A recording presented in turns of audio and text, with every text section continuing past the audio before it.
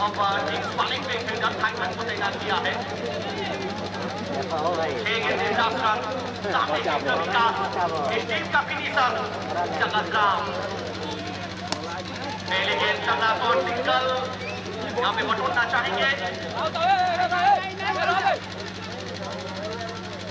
अब स्ट्राइक आज टक्कर का मुकाबला, कांटेगा लड़ाई।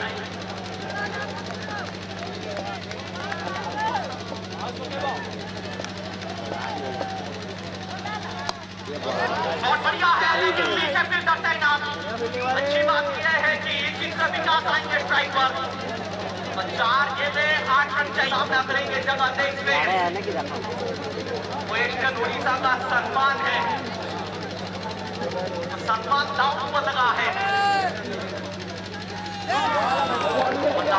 से घुमाया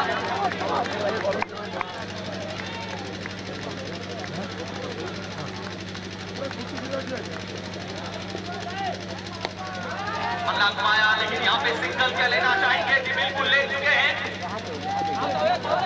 और यहाँ पे चित्रमिका लगाता हुआ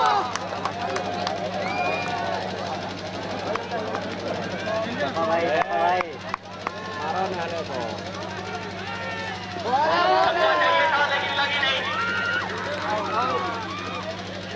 और यहाँ पे शायद चित्रमिका आएंगे स्ट्राइक पर। मैदान सुपर ओवर का नारा क्या विज्ञान को जीतेगा में है इसका